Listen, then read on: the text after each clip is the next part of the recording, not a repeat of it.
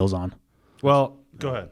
That's what I don't know if you remember this, Spiker, but actually my freshman year, it was our first practice. It was probably in the fall, and so you had us all. We stopped practice, had us all download this app that was like a countdown app, and so you set it. You had all of us set it up for 4 years in the future. Your first practice in college.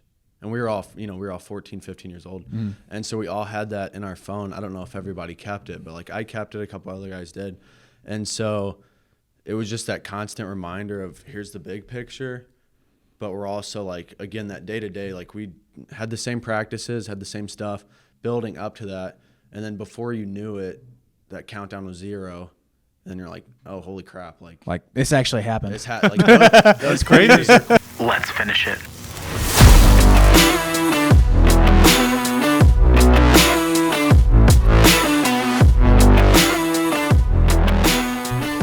What is up, everybody? Welcome back to another edition of The Closing Pitch. My name is Spiker Helms, and this is a show about people, culture, and how to create a winning lifestyle.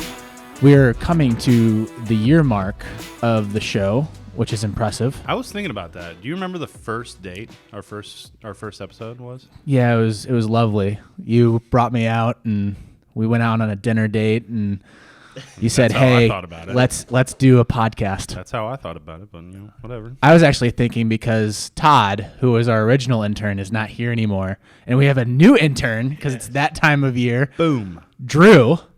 Intern Drew. The new intern. The second version of the interns. Todd 2.0. This is our second intern, and we are happy to have him. He's been doing a lot of the email designs, story form, and being able to help us, Dave and I, catapult the show a little bit better. He's been sending out those emails, which is nice. Who is Drew? Well, let's have Drew explain Drew. Unless you want a proper introduction from your former coaches. I'd like to hear what you guys have to say first. Dave? Drew is currently a, what do you want to call yourself? Oh, gosh. Redshirt COVID sophomore? Again. Yeah. At Lindenwood University, which is a Division II school in St. Louis. Drew played for the Tigers his entire high school career. He's a left-handed pitcher, 6'4", 210. Had some pretty good stuff when he was soaking pitching. wet. Soaking wet, yeah, soaking wet. Started his career off at Western Kentucky and is now at Lindenwood, and he is helping us out with some intern work. Wanting to learn a little bit more from all the glorious knowledge that Spiker Helms brings to the table every day. Absolutely. Was that good enough for you? That was really good. You didn't mention my great hitting carer. It was because short. That was because the other person sitting at the table. So it was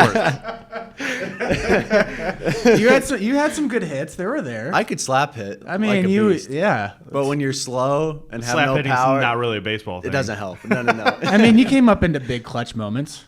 Got some walks. I tried to, yeah. So, I mean, Wainwright would be proud of you. That's all I'm going for now. Yeah. What are you studying at Lindenwood? Marketing. Yeah, I'm about to graduate in May, and I'm off to get my MBA at Lindenwood, hopefully. That's crazy. How long is that going to take? Is that your fourth year, or is this your third year? Yeah, that'll be my fourth year. So I took advantage of all the high school courses or college credits in high school, and so then really that projected my whole academic career because it allowed me to jump over all the gen ed classes that everyone has to go through. And so save now, you some money too. Oh, big time. So now I'm hoping to get my MBA in 5 years of college. That's literally the game, is trying to figure out how to get your college degree at the lowest cost possible. I'm still paying. As quick as possible. You're still paying? Yeah, every month. No way. Stop. Oh, yeah. How long have you been out? Since 2012 is when I got my master's degree. So still paying. No way. Yeah. Just comes out every month. Well, I guess not right now. I guess they stopped it, but they don't allow you to pay now, but because of COVID. So wait, if we get if Joe, president, ends up saying, "Hey, we're going to axe some," I guess I don't really. Honestly, would you be in that category? Honestly, I have no idea. I don't even know what it qualifies it. I haven't paid attention to it. Well, that's where we're going to end this podcast on politics. Hope you guys had a really good time listening to this conversation. You figured out about Drew, our new intern, and you figured out Dave's debt. With that said, I think that's a good segue moving into the how would you describe it? It's your future self, right? Yep. So thinking about what's happening it actually is a really good segue if you think about it. Where you are currently, 10 years from now, 20 years from now, 30 years from now, and this applies to all aspects of life, but more importantly for the younger players out there, because one, recruiting is getting a lot younger. We already have some 8th graders that are getting recruited in the organization. So thinking about not just in a 4-year time frame, not even in an 8-year time frame, but a 10-year time frame. And I got off the phone with one of our former alumni. We've talked about him in this podcast previously, and he said, "Hey, Spike, I want to go back. I want to go play baseball again." And we had this unique conversation because he's in a very he's in a good situation, not a bad situation. Usually when you are in a bad situation, you try to figure out how to get back into the game. But he's actually at a really good spot right now. And we were talking about his career, and I was like, you can't think about it as a 1-year time frame. Like, yeah, you're going to go back, you're going to play, but then like, what does that do for your career that you've just established? Like, you're bringing in good quality money with zero debt. Like, what does that do for you if you go back into the game and then you go into college? What is that a smart move? So I think this is a very good conversation to have, and I don't think that high school players or even middle school players are getting this talk at certain times. Hell, I always try to evaluate it as well too when I'm in this job. Like we talked about this. I think probably the first year that I was working full time for Jaws. And I said, where is this thing going? Like I want to know, like, is this a real career or is this something that I'm literally spinning my wheels and this is it? Because we got to figure this out because I don't want to be here. It's your life. It's my life. I don't want to be sitting here in this spot after a year, 2 years, 3 years. What's the trajectory? So, and tell us about how you came up with this topic, because I didn't come up with this topic. Dave is the one that did this. Tell us a little bit about the backstory to why we're talking about it. The backstory is I was kind of in the search of a new podcast to listen to. I kind of love listening to the entrepreneur small business podcasts out there, and a guy's name kept coming up as I know he's partnered with some of the other guys that I listen to on a regular basis, and it's Ed Milet, and he is a self-made businessman. He does a lot of talking in front of people and just basically inspiration in terms of carving your niche in the business route for you. And so anyhow, he had a guest on his show. He has a very successful podcast, among other things. And he brought on a guest from the Bravo TV show, $1 Million Listing New York. His name's Ryan Serhant. And I do not watch that show, maybe a couple of times with the wife, but I knew of this guy as being a very successful realtor, okay? Probably one of the best brokers in New York City. Turned more like from a global standpoint. Now he's selling all over the world. And I was just genuinely interested to hear how a guy like that got his start and how did he get to this point, right? It's just that successful, talk that we have all the time. It's like, rags to riches. Yeah, how'd you get there? So there were a couple really cool spots in the podcast, but I kept coming back to one topic, and that's what we're talking about today. And today is March 1st, 2021. I listened to it last week, and Ryan brought up an idea. It was more of like a perspective approach that he takes every single day. And he talked about, today, I'm working my ass off and doing everything for my 2030 self. So everything I do, every decision I make, every hour I put into the day, every phone call I make, everything I'm doing is to improve myself in 2030, to make that version of Ryan Serhant as good as it could possibly be. Obviously, he's talking about from a financial standpoint, from a mindset standpoint. Everything he does, he has that in his mind when he's making those decisions. And I thought, that's really cool because, especially in today's age, we get caught up in the now way too much. Like, we're always worried about results right now. Okay, I failed, everything's over. I had success, everything's great. And we're not necessarily playing that long-term game. And then I started to think, well, this is something I talk to players about all the time. You know, the boring term, the process. Stick to the process. How many times you hear me say that, Drew? Every bullpen, yeah. Right. I mean, it's just practice. Do you just go like, Jesus Christ? I'm done listening to this. This is boring, dude. I want to learn how to throw 90 now. But anyhow, we always talk about that, but there's not really like, I guess, a cool way to discuss it, right? Because saying stick to the process, it'll play out, it'll be fine, is boring to guys.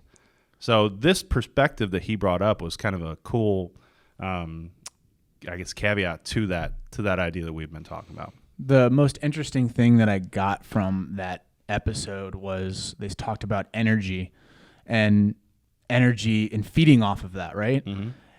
The big thing that I see with a lot of players is not having that energy day in and day out, which is very difficult to do. And being able to produce that energy when you are not with somebody, where you're not with a team, and you're able to come up with these ideas and these thoughts, more like dreaming, right? Mm-hmm. And dreaming to a point where you're actually feeling it and it actually feels like, holy cow, I'm actually there. Yep. I don't think a lot of players do that, and sitting in the room in a quiet space, because it's so hard, going back to your original point, which is I have to have it now. I have to see the social media feed. I have to talk to my friends on social media. And I'm a big proponent of social media, but again, it's a tool. I'm not going to put out a fire by adding more matches to the fire. That just doesn't work. And you have to have, I hate using this term, like I absolutely hate using this, is you have to have a balanced lifestyle. I hate it, but it's true. You have to be able to, it's like percentages. It's not a complete balance of 50, 50, 50 all the way out, or 20, 20, however you want to do the math. But it's gives and takes. It's ebbs and flows. It's more like being on an ocean and riding those waves rather than it being calm water. And you're trying to make sure that you're able to surf those waters.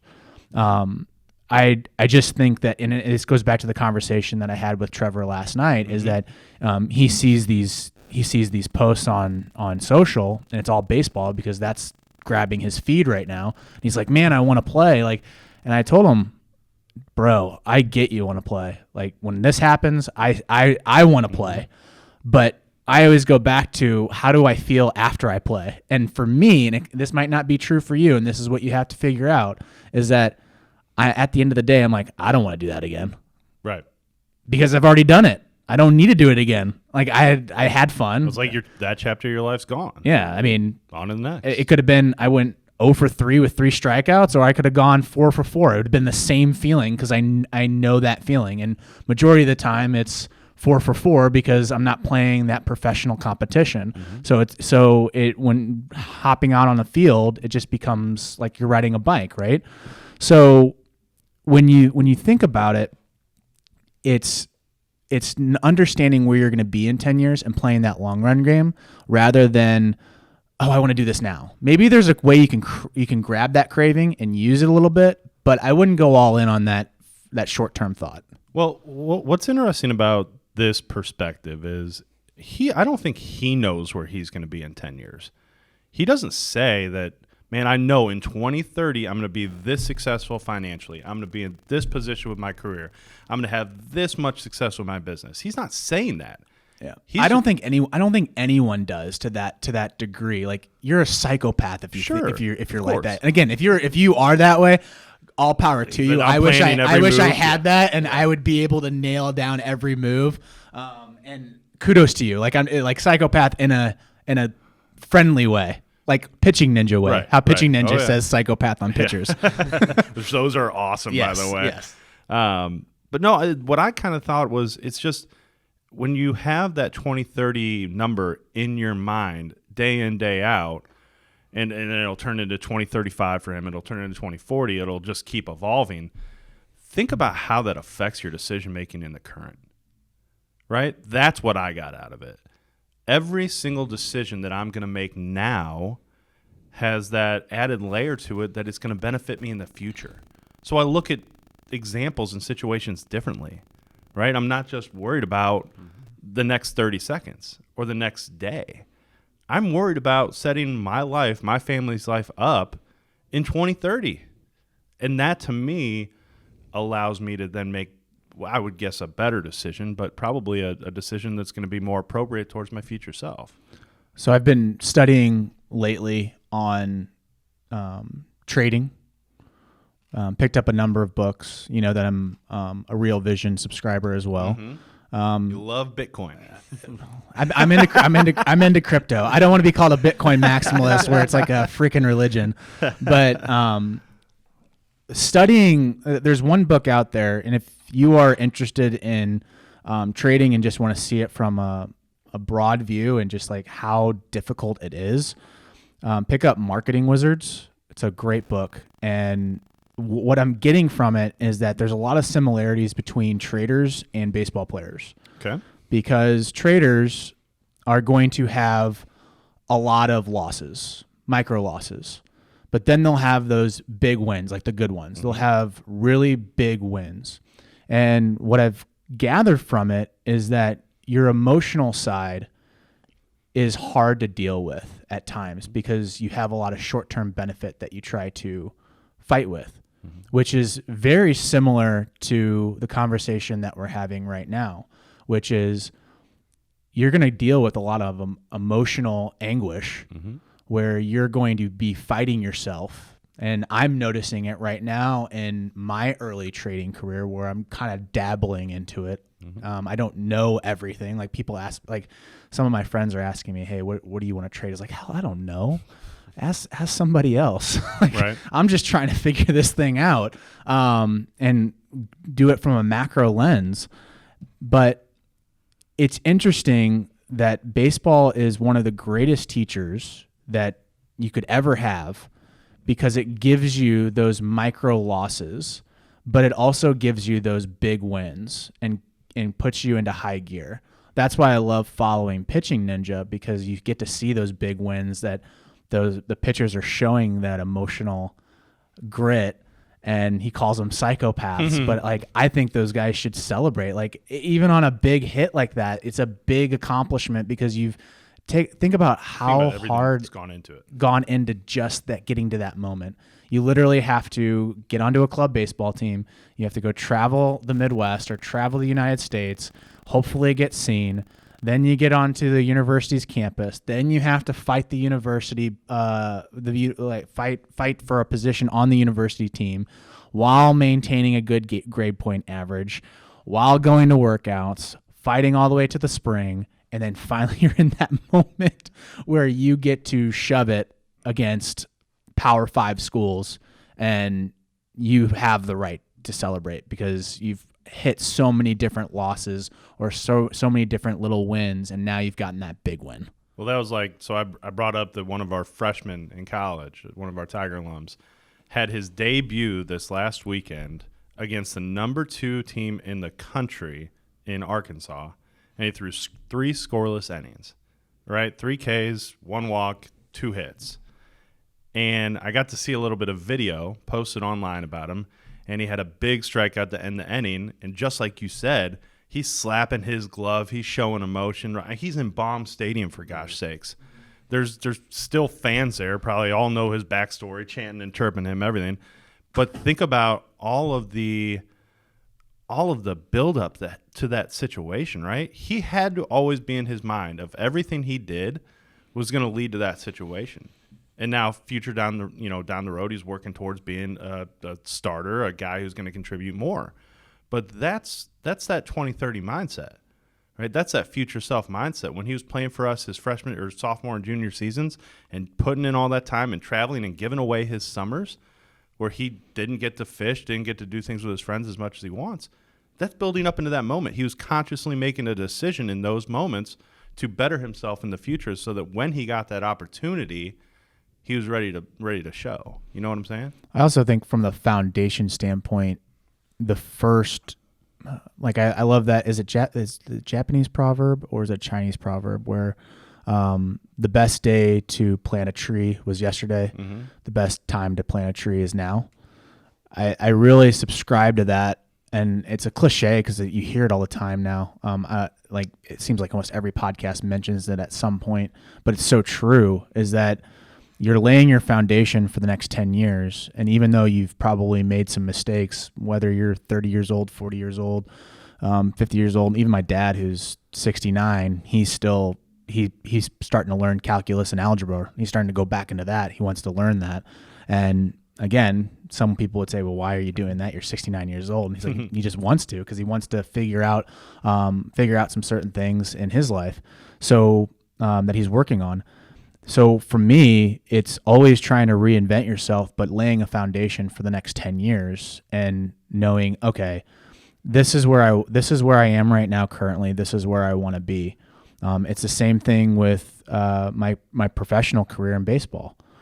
I saw the writing on the door or the wall, and I was like, I don't want to do this that much. It was my rookie year, and I had a really good year, and I just denied it over and over and over again, and I wasn't thinking things through. I went through another 2 years of professional baseball, played like crap, but got shots here and there. I didn't realize, I want to do this for a living, not this. I think a lot of people just literally spin their wheels when it comes to that. And I mean, there's some things that I still do today that I'll spin my wheels on. Well, go ahead. That's what, I don't know if you remember this, Spiker, but actually my freshman year, it was our first practice. It was probably in the fall. And so we stopped practice, had us all download this app that was like a countdown app. And so you had all of us set it up for 4 years in the future, your first practice in college. And we were all 14, 15 years old. Mm. And so we all had that in our phone. I don't know if everybody kept it, but I kept it, a couple other guys did. And so it was just that constant reminder of, here's the big picture, but we're also again, that day to day, we had the same practices, had the same stuff, building up to that. And then before you knew it, that countdown was 0. And then you're like, oh, holy crap. This actually happened. Those crazy are quick, but it didn't change your day to day. No. Because day to day, you got to look at the small wins, small things that you can do. And then before you know it, you look and be like, that app that had 1,000 days, whatever it was, whatever it started out with, now it's 0. Oh, okay, now you start that countdown again for college. And so it's just that constant reminder of the big picture while still doing the little picture things, so that you're building up to something, again, not just spinning your wheels, working for nothing. Mm-hmm. And so, yeah, that was a huge thing. If people do that now, I don't know, it'd be a huge thing, though, that for that constant reminder on your phone every day of that number of how many days left before the next step. It makes it seem like those days that it seems like it never ends. It seems like this is going to take forever. Mm-hmm. How do I actually get to that spot? That seems very difficult to do. And I can only imagine.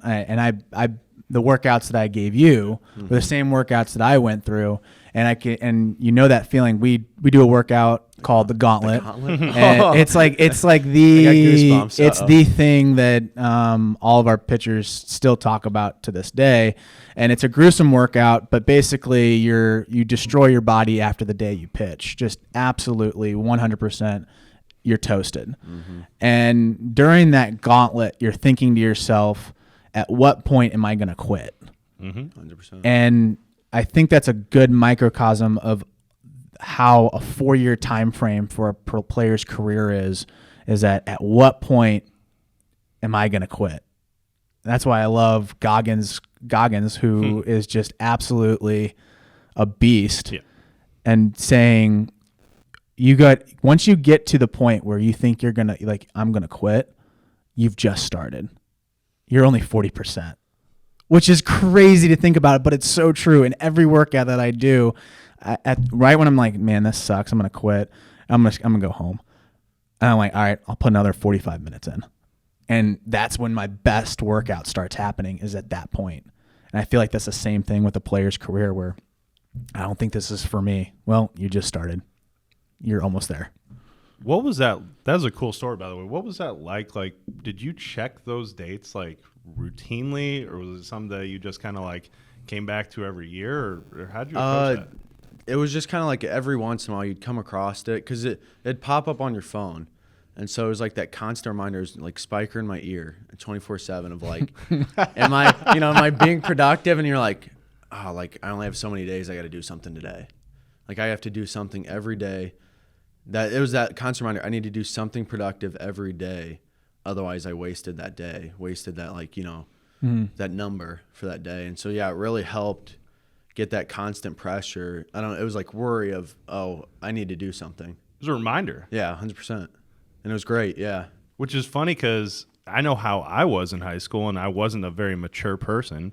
So, like, I kind of view this as a mature thought process, right? A mature reminder every day. But most guys, I bet, were just like, why do I have a ticker on my phone? Like, what does it matter? Who cares? Yeah. I'm here today, right? But some guys, like yourself, took that 1,462-day challenge, basically, like what it is, like that one graphic that you created for us, where it kind of shows the 360 day breakdown each year. But it's cool because it's always there. Time doesn't stop for anyone. No, not at all. And it's choosing how you're going to use it and the decisions that you're going to make that day, so that you capture, the best time that you possibly can. From a coaching perspective, I think it's imperative and I never had that idea of doing the countdown. That wasn't my original idea. I literally grabbed that from my junior college coach, who literally planted a seed, similar seed that I planted in your head, which is we're gonna talk about your career. We're going to talk about the things that you don't want to talk about, where you think it's all hunky-dory, and we're really going to show those warts. And one thing that he always did was he would bring the team around in a big circle, and then literally he'd be like, all right, write the lineup up. What's your lineup? Jeez. And so all of us are like looking at each other and be like, is this dude serious? He's like, write it up. We'll keep it anonymous. Let's see who's the starters and who's not. The son of a gun literally played the lineup that was the majority there. And then he said, that's exactly the lineup that I would put. You were completely honest with who is right, who's wrong. You gave an honest opinion of who you were. Now, I could tell who was full of it because you'd put yourself one, and I threw those ones out. I would have done that. I'd have been hitting lead off, playing shortstop as a lefty. I would have had it made. But I feel from a coach's standpoint is having those candid conversations with your team, opening up those that dialogue to where you can put something into a player's ear. And it's not this rah, hey, let's go out and go get it, guys. Right. Let's have positive thoughts and sing Kumbaya. Like players read through that. They know that that's BS. But what they can read that they'll cling to is if you're able to present an idea to them and then they are able to go run it. You don't want to have concrete walls. You want to have garden walls where they're able to feel they have the freedom, but they also have some containment. Garden walls? Garden walls. Another term, just like your pop mic that I haven't heard before. That was not recorded, so anybody knows that you have to have a pop filter you have to have a pop filter on the mic, because if you say peas, it'll sound really bad on the other end. What transition here real quick. What's Andy Frisella's 1,000 Day about? Did you ever hear that podcast or what he talks about with 1,000 days and making the decision now to better yourself in the 1,000? Have you ever heard that? Just the 75 and then the Power 5 list. But he talks, and this is a similar thing. This is just from a business perspective, but he talks about 1,000 days, okay, and how realistically 1,000 days goes like that. Mm-hmm. If you look back at your last, 2+ years, it's like that. Like some of the memories I have, 2.5, 3 years ago, I'm like, dude, are you sure that wasn't like 3 months ago? I swear to God, it was 3 months ago, and it's not, because life goes fast. But in the short term or that day, if you're thinking about that 1,000 day you, What am I going to look like 1,000 days from now? What's my life going to be like 1,000 days from now? If you can think about it that way in terms of, okay, am I going to go to the cage today? Am I going to go work? Okay, am I going to put in that extra effort in the weight room? Okay, because I want my 1,000-day future self or my 2030 self, I want that dude to rock. I want that guy to be a stud. I don't want to be in the same spot. Can you imagine being in the same spot 1,000 days from now that you are right now? That's a waste.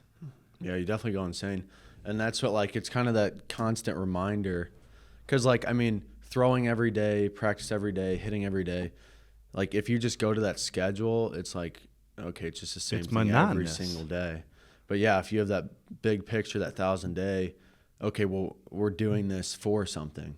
It's not just, we're not just going to the cages today just to say we went, just to hit today. And it really helps you dominate the days where you just don't feel like it. Yeah. Those are the days, those are the separators. You know, the days that I don't want to do anything, get up and do it, right? Because as you add those days up and as you put in that extra thought process, that extra layer to your decision making, those are the days that you win and level up more than any others, right? It's easy when everything's going your way to make the right decision. It's not easy when it's hard, when you don't feel like it, when you feel like you're stuck in the mud, spinning your wheels, when you're not having that motivation to get after it. Those are the separators. You notice it with the players here. I mean, the guys that have made tremendous gains, especially the COVID situation, cerveza sickness situation, when we literally pivoted, had to do stuff outside of our comfort zone, but more importantly, when we got back onto the field and seeing those players, like, who really started working out, who really put in the effort, and you could tell. And the guys that came up with injuries and were hurting, you could tell that they didn't put in the work. But the ones that just came out of the chute and just played crazy good, you could tell like they were stacking those wins every so bit. They tried to find ways to get onto a field or get into a cage, even though a lot of places were closed. It's having that gumption to say nothing's going to stop me, not even a pandemic. Well, we have a player, and I'm not going to say who it is, but going back to the start of the pandemic, I think as of today, he is literally 50 pounds more of muscle on his body. Okay? He's a junior in our program. I think you know who I'm talking about. Mm-hmm. But he took, when baseball got taken away from him, he didn't let his dreams stop. His dreams to play college baseball, his dreams to be that guy. We're always talking about it, right? That's kind of his future self. Mm-hmm. He's talking about the places where he wants to play, the dream of being there, and just embracing that lifestyle. But in the short term, every single day of the pandemic, when baseball was literally taken away, he worked. I mean, can you imagine in 365 days putting on 50 pounds of muscle? It's huge. I mean, that was a huge opportunity. When everything stopped, that was huge. Probably the biggest opportunity out there. Then I can't think of a time in my life where there was a massive opportunity to gain ground on your competition than that moment right there. We talked about it. We're not stopping. We're doubling down. Well, we started a podcast. Right. We started a podcast. Literally, when the pandemic started, we said, we're starting a podcast. It was just, again, and we looked for other opportunities to help not only grow the brand, but do it the right way and get great information out to people, right? It's about helping. Yeah. Right? We could have easily been like, dude, we're shut down. We're not doing anything. I'm going to go take like a 2-week vacation. Peace. See you later. We didn't. Right? And a lot of the people who are still winning today didn't either. And that's important because at that moment in the present, you had a decision to make. Could have made one or two ways, right? That was a huge point on that Ed Millett podcast, is he made that point, which is every business owner that I knew that has made huge strides, they doubled down hard. Mm-hmm. Like they just went hard in the paint during that time. Well, think about for example, that Ryan Serhant was a real estate agent. What do you think real estate did in New York when the pandemic hit? Yeah, I wish he would have talked more on that. Like, how did you get around that? It was terrible. It tanked. People can't get out of there quick enough for some reason. rather than buy. So, but what did he do? Did he stop? Did he just say, "Oh, my job title, I can't really work right now. I can't really film for TV, so I can't found be on different that." ways, found different avenues. Wrote a book, been on podcasts, does virtual real estate, like all kinds of different stuff. But the point is, he thought about himself in 2030. Do I want to just let this pandemic stop me? Do I want to let this just ruin my business and have that kind of woe is me mentality? That it's just like, I guess the cards are not in my favor. Sorry. Hopefully I'll get lucky tomorrow. No. he was active, right? He actively made solid choices that are going to help him in his future. And that's what I hope, because players obviously with social media, with your phone, with everything, they're in the now more than ever. And I can't imagine the amount of information that players take in on a daily basis of just everything that goes on in their life. Well, we have a player right here, Dave. Yeah. I mean, let's just ask him. It's a good case. We're gonna put you on the spot. All right, go ahead. What's it like, literally scrolling through your phone on social media while playing? So you get a wide variety of what you're seeing. So like, you look at Pitching Ninja. All right, you see Kumar Rocker, you see Leader. I think the second, like just insane guys. Well, Kumar's the same age as me, and it's like, he's just so far ahead. So it's like, it's so overwhelming. But at the same time, it's like, you got to go on your own path. You got to focus on what you're good at. Because like, I won't be Kumar Rocker. Like that's not in the cards. So then you got to see what you got, and you got to make it what's better. And then you have the same side where you see, other schools, other guys, and you're like, well, you're at a different level than them. So like, you're ahead of some people, but like, you're still way far behind. So it's kind of like an everyday thing of just worrying about what you're doing instead of what other people are doing. Because otherwise, with all the information, with all the videos, it's so easy to be caught up, like with what's going on. And the same thing goes with high school kids. There's high school kids throwing 96, 98. And it's like, I am 21, and I'm like, there's no way. So it's definitely like an unreal thing to see these guys getting younger and younger, thrown harder and harder. And it's like, you don't have a shot. But then it's like, so you got two options: to just be done with it, or to try and use what you can to, have the experiences that you want and do as much as you can with what you're given. So how do you keep yourself sane through all that? Do you just shut off social media, or do you just take it in stride? I take it in stride. You kind of take it in pieces. You can't, like, me personally, you can't get offended or like disappointed in yourself if you're not throwing 98, 99. You just gotta and it's hard because it's like you gotta focus on what you're good at, and that's easy to get skipped up. Because I'm not a speed guy. You guys both know, never have been. So like, you have to find just like the real estate guy, you have to find other avenues of getting outs other than velocity. And so that's what you have to focus on. Of course, it's not as like cool, not as fun if you're not throwing 99, but like, that's just what you got. So you got to work and build and try and do what you can with what you have. Have you ever gotten stressed out by seeing those guys? Oh, 100%. Yeah. Cause you're like, oh, I'm skipping out. Like, I'm missing something. I need to figure it out right now so that I can be on these guys' level. So then what makes you make that switch and say, all right, I'm going to grab my glove, grab my ball, and go back out there? I think it's just like it's kind of like, again, it's like that app, that worry, that like anxiety of, oh, I'm missing out on something. Oh, I'm missing out on a chance to get better, a chance to improve and, make a difference in my career. Would you say, because right now, if people that don't know, Drew's actually hurt right now. I do. I am. Yes. I do. Tommy John, right? Or labrum? Labrum. Yeah, split it in half. Like literally just cut in half. Yeah, well, yeah, pretty much.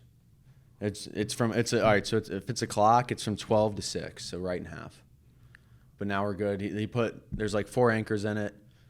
Either way, it wasn't fun. I don't recommend it. So you don't think I should go do that this weekend? No. I mean, you can, but it's not super fun.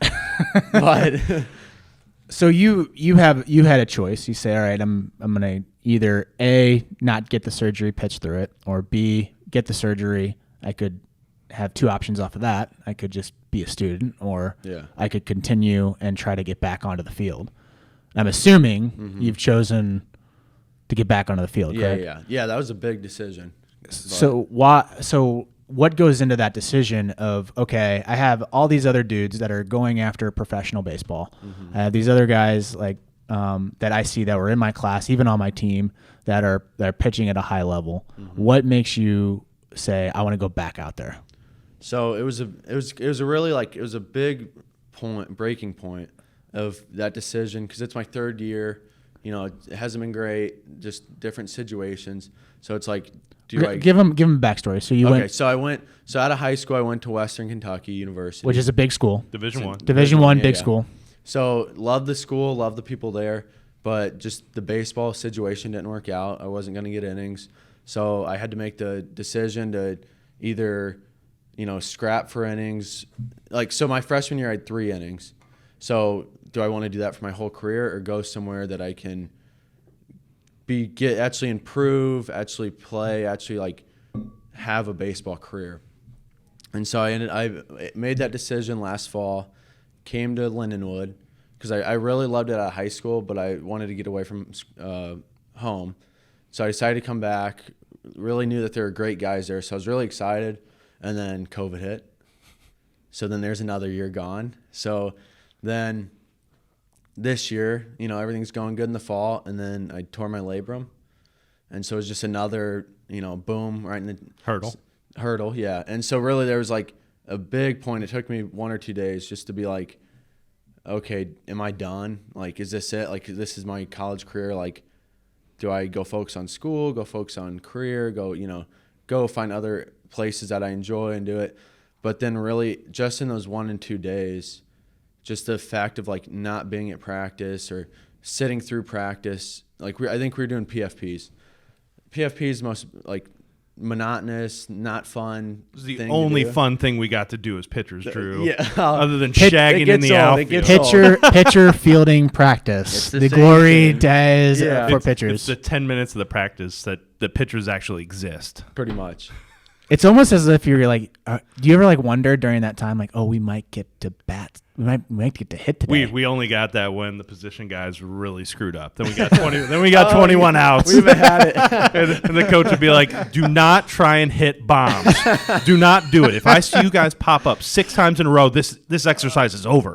I'm like, sure, I'm gonna go opposite field line drive. Nope, I'm yanking everything. That was your shot. Yeah. That was your one shot to do it. Because you're in the back of your mind, you're like, maybe coach will see me hit one out. And he's gonna be like, dude, this guy's not really a pitcher. He should be our first baseman. Naive. Yeah. But, all right. But anyway, so PFPs are like, you know, there's no glory in it, no fun. You know, it's fun, but it's just one of those things you do every day. And so just sitting on the sidelines, it's just like, oh my gosh, I wish I was out there. Like, I wish I was getting PFPs. I wish I was fielding bunts. You know, the things that you overlook, you're like, I still want that really, really bad. And so then that was like a decision of like, okay, I'm not ready to give it up. Like, I don't want to be, again, in 2030 regretting quitting baseball a year earlier, 2 years earlier. I think that's the biggest thing, right? It's that regret. Exactly, because you have your whole life that you can regret something. Yeah, like I've had people come up to me and say, like, do you wish you could go back and play professional baseball? And the answer is absolutely no. Yeah. 100%. 0. Don't want to go back. No regrets. I think that's the biggest thing, is making sure that you're able to have whatever project it is being able to have no regrets. Like even this podcast, like being able to go through this work life and then thinking back, should I have started a podcast? Think if we were today talking about still starting it. Think of all we missed out on. I mean, all the great all the conversations. different conversations, 73 episodes, yeah. The info that we've been able to get out there and hopefully help people and impact them, right? I think if we were to just never purchase that equipment and made the conscious decision to try it, who knows what would have happened? Without a doubt. So I got a question. So whenever you guys started this podcast, did you have kind of that 2030, like where is this going to take us idea? I think, and I'll let Spiker answer his version of it. From my standpoint, I knew that if we always have great conversations. Like we mention this all the time, that whether it's in the dugout at a game or before or after, or, we're at the conference table and we're just BSing with, other guys who work with us. We end up going down some really cool routes, and there's a lot of information that if you could capture it and then promote it the correct way would bring value to people's lives. Well, capturing it the right way. Capturing it the right way. Yep. It's not canned. So I knew that if we were able to do something like that, it can only benefit. Mm-hmm. I think it was only going to benefit. Where it was going to take us, I don't know. I don't know where it's going to take me in 5 years. But I know that by doing this podcast today, it's going to help. It's going to bring value, right? Maybe I've heard this a million times, but maybe you listen to this podcast, and I don't know how long we'll go for, but maybe you hate 45 out of the 46 minutes that we talk about. But that 1 minute, that minute mark 23, changes your life, changes your perspective. Then it's worth it. That can only help and benefit. So do I know where it's going to go? No. Are we going to be Joe Rogan one day? Probably not. Maybe. But at the same point, every time we do it, I know we bring value. I know we help. That's what drives me with it. I started this back when I coached you, which was 2015, freshman year. My first thought jumping into social media was I want to help people because I have some knowledge that other people don't like. I think it's common sense, but to them it might not be common sense. So I figured, well, let me put myself out there, see where it goes, and see what happens. Then it caught itself on, and then as I kept on thinking about it, well, maybe I should try vlogging. Maybe I should try Twitter. Maybe I should try Instagram. And then this outlet came to be because Dave and I had unbelievable conversations in the car, and I kept on thinking to myself, like, why are we not recording this? This is a perfect conversation that people would find extreme value in, and it's common sense to us, but it's not common sense to probably somebody else, or it might be common sense, but they find it interesting and they could possibly grab something out of it and help one of their players, and who knows, that player could end up catapulting into another dimension. It goes back to what you just said from the timer standpoint. I literally forgot that. But being able to put that in there and putting that into play, like now I remember it. I was like, man, that's a really good idea. Good job, Spiker. It scared all of us. Good job, 2015 Spiker. You should have seen us first day of practice, and all of us are just sitting there like, oh my gosh, like, because you think as a freshman in high school to playing college baseball, it seems like a huge wall. The moon. It's like it's like from when you're 10 years old to being 50 years old. Like, it's a whole different life. Well, I can only imagine now. Like, did you see that post I tweeted out about the Notre Dame hitter that hit 100 miles an hour, hit over the dead center? Like, if I was a freshman in high school, I'd be like, bro, that's insane. Yeah, how do you do that? How do you do that? Like, I expect him just to strike out, but he hit it over the batter's eye. But to go back to the original question, which is, did I imagine 2030? In generalities, yes. In specifics, probably no. Like, goes back to your point. Are we going to be Joe Rogan? That'd be pretty freaking sweet. I mean, I'd like to have Elon Musk over here next to intern Drew, talking about Mars. Am I still an intern by 2030? We might have an issue then. Elon, this is our 10-year intern Drew. That kind of goes against the whole topic of what we're talking about today. I want to be in the same spot in 2030. You'd be a professional intern. I hope so. Yeah, at that point, you would be managing the interns. Man, think of how quick I'd be getting coffee, like getting snacks. I'd have it down to a system. You'd be the best. Exactly. I think we're heading into the final minutes of this episode, and I want to do a closing pitch. And obviously, Drew, you know the sequence of this show because you've been listening to them and typing up emails.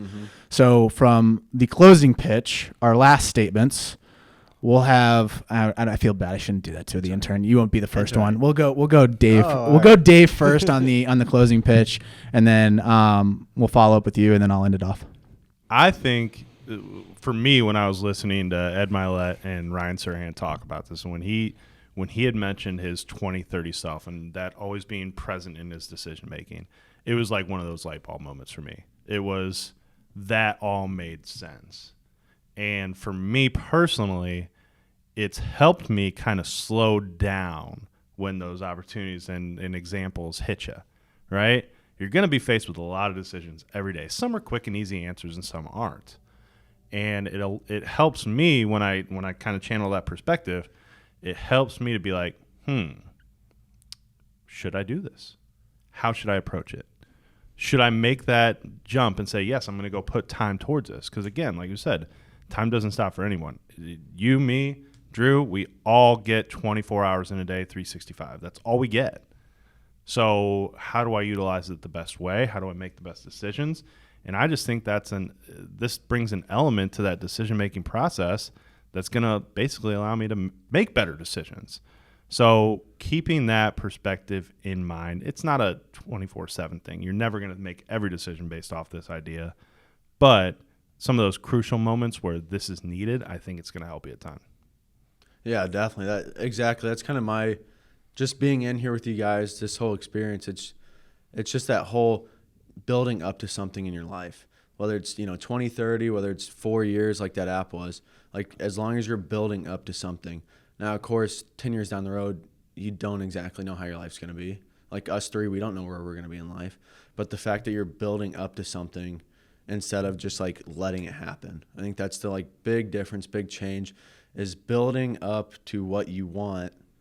You might not get what you want, but you're going to get something that's valuable to you, and it's good for you because you put in that work every day. Freshman year, did the gauntlet, all that build up to being able to play college baseball, getting a degree, everything. It's all where you start out and just building up from there and having a plan and being ready for what happens after that. I'd like to close it out with the leaders of teams. By the way, I love those points. The leaders of the teams, coaches, parents, is being able to set up systems for your players to be able to succeed, not just in the short term, but in the long term. And some of those systems could be the app. Mm-hmm. It could be another thing that I've done before is have them have a notebook and they have to start them writing down one page and then have them journal inside of that throughout their career. Or coming up with a gauntlet workout which tests their fortitude. So coming up with different systems that's more of a long-term approach rather than a short-term approach, because everyone loves after a game and it's a big win and we're talking about it like, oh yeah, let's have fun, let's celebrate. But are you still having those tough conversations even after losses, or are you sympathizing with the player instead of trying to say, have you thought about it looking at it this way instead of the way that we're looking at it right now? Mm-hmm. I think that's super important. That's going to set you up to be able to do your 2030 self, your 2040 self, your 2050 self. Guys, that's this episode of The Closing Pitch. Thank you so much for listening. Please subscribe if you have not subscribed. If you're a new listener, this is about people, culture, and how to create a winning lifestyle. My name's Spiker Helms, intern Drew Strom, David Burkby. We will catch you in the next episode. Thanks, guys.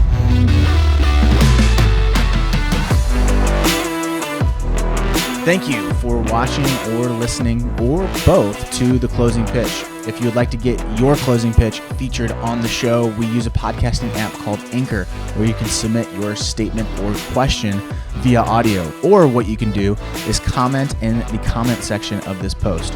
We also accept direct messages. Please give us the A-OK if you do send us a DM to use your statement or question on the show. Last thing, please give us a review on your platform of choice. 5-star preferably, and we value your opinion, and this allows us to reach more people. Thank you for listening, and we will catch you in the next episode.